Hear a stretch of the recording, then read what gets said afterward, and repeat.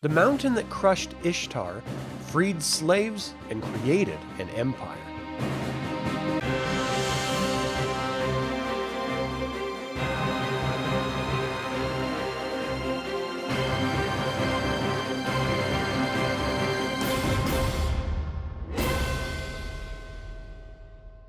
Welcome to another DragonLance Saga episode. My name is Adam, and today we're going to talk about the Blood Sea Isles in the War of the Lance era. I would like to take a moment and thank the members of this channel and invite you to consider becoming a member by visiting the link in the description below.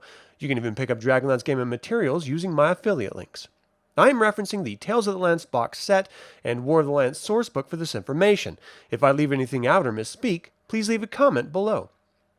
The Blood Sea of Istar is the direct result of mankind reaching into the divine and being blinded by its own hubris. And though the fallout of the Cataclysm was devastating for all life on Krynn, it was not all bad for all beings. Istar was the center of slavery, and the survivors went on to found their own nation on the mountain peaks that were once part of the land and are now islands unto themselves surrounding a maelstrom in the center of the Blood Sea of Istar. When we speak of the Blood Sea Isles, we're speaking primarily of 4 specific locations, but 2 governments, as the Minotaur Empire has expanded to 3 of the 4 isles, though they only rule 2 of them.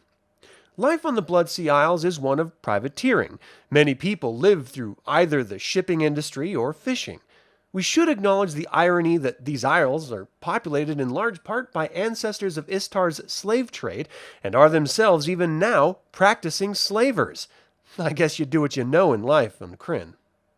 The Minotaur nation specializes in shipbuilding and salvage operations, and their verdant forests are indispensable for lumber. The population of the Blood Sea Isles are approximately 450,000, composed primarily by Minotaurs at just over 65%, and humans make up about 25%. The mysterious Kyrie round out the majority of peoples at 10% of the population. The climate is unforgiving. There is no winter in the Blood Sea, as summer stretches to 10 months. The heat and humidity bring broiling temperatures, which is only slightly alleviated by the frequent rains. These temperatures have allowed vegetations to thrive in the most barren of isles, and on Carthay, the mountain forests are incredibly thick and feature vegetation not found elsewhere on Ansalon. The Krynn Ocean borders the eastern face of the islands, and they are considered the easternmost point of Ansalon. What lies beyond their shores is unknown. While the Mariner Republic of Safehum and settlements on Carthay focus on trade and industry, the Minotaur Empire on Mythas and Kothas are working to unify all the Minotaur people and join up with the dragon armies. While many of the Minotaur legions were dispatched to Balafor and assaulted Sylvanesti with the Black Dragon Wing, they did not fare well and were forced to abandon their expansionism due to Lorak's nightmare. The Minotaur forces that aided the White Dragon army are much more fortunate, as they are half a world away from the political strife of their home. Locations throughout the Blood Sea are incredibly dangerous, and only recommended to be visited by diplomats, experienced mariners, and adventurers. At the center of the Blood Sea is the Maelstrom, a gigantic whirlpool. It picks up pigments from the red clay in the ocean floor, though many claim it's from the blood of those who died when the mountain struck Ishtar. The sea is haunted by innumerable undead and terrifying sea creatures, and at its bottom lies the ruins of ancient Istar. The Isle of Safehum is the closest island to the mainland and is just east of Nordmar. It features stunted vegetation, rocky hills, and no native creatures. The locals constructed windmills and water wheels across the island, as well as sail-driven wagons which ride wooden rails on cobblestone streets. The port town of Crest has just under 1,000 inhabitants. It's located on the eastern side of the isle. It's one of the rare settlements on Safehum, with treaties between themselves and the Minotaurs, a luxury other villages do not share. The small town of Pearl is almost entirely run by the Shipbuilders Guild. Its name is derived from its shining white limestone featured on its end of the island.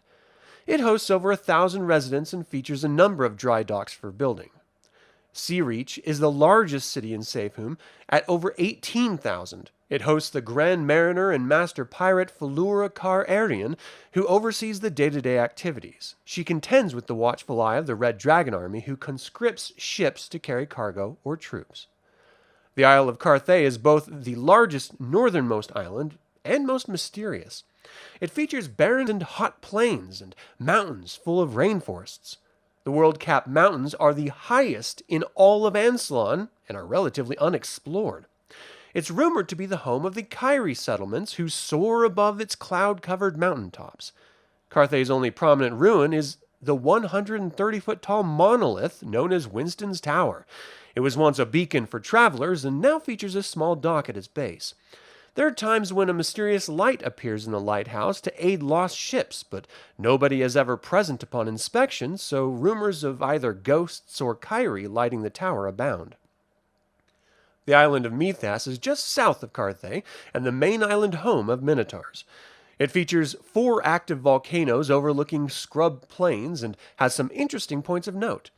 Alphins is a village of just over 500 located near the center of Argon's chain.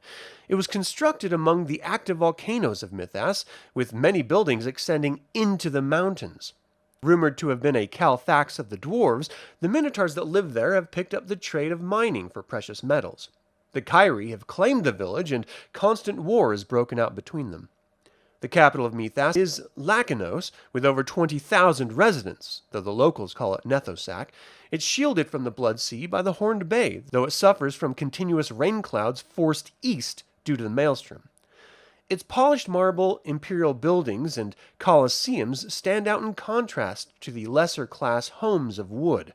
It is truly a multicultural city dominated by Minotaurs. Between Mythas and Kothas is the Eye of the Bull. This strait features turbulent waters near Mythas and the lairs of sea hags on the Kothas side. It is avoided by all but the foolhardy sailor. The Isle of Kothas is south of Mythas. It features sparse vegetation and no volcanoes. Most of its population lives near its coast. The largest city of Calpathus, or Morthosac to its locals, is located in the center of the island and offers its over 17,000 residents a milder climate than some of the other islands. On each corner of the island is a fortress manned by Minotaur guards. The Empire trains its forces almost exclusively on this island. The city of Calpathus are in league with the pirates and slave traders of the other isles, making this a very unified and dangerous place for outsiders or invaders. Due to its age, it must import all lumber from the Misty Isles and islands to its east. Kuta is a village of just under 1,000 and was once a settlement of Istar where they kept its slaves. When the Cataclysm struck, Kuta was the site of the largest massacre in Istar. Minotaurs slaughtered every non-Minotaur, and it is often visited as a monument of remembrance.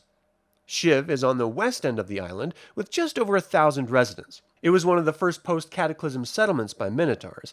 It is a center of ancient art and architecture, and rumored to be the location where the Minotaur hero Kazaganthi de Orlig slew a stone dragon and buried its remains. The earthquakes on the island are attributed to this creature. Mido and the outer settlements are located to the far east of the Blood Sea Isles. They are surrounded by perpetual fog, with reefs and shallows which make navigation incredibly difficult. It is said that in ancient times these islands were settled by Minotaurs, but they are believed to be abandoned nowadays. And that is all I have to say about the Blood Sea Isles in the War of the Lance era. What do you think about the Minotaur nation aiding the dragon armies? Did you ever think these scattered islands would send troops to claim Sylvanesti? And finally, would you ever send an adventuring party to explore the ancient rainforests of Carthay? Leave a comment below. I would like to take a moment and remind you to subscribe to this YouTube channel, ring the bell to get notified about upcoming videos, and click the like button. This all goes to help other Dragonlance fans learn about this channel and its content. Thank you for watching. This has been Adam with Dragonlance Saga, and until next time, remember, I don't want to be traveling with someone who looks like they got in a fight with a maypole and lost.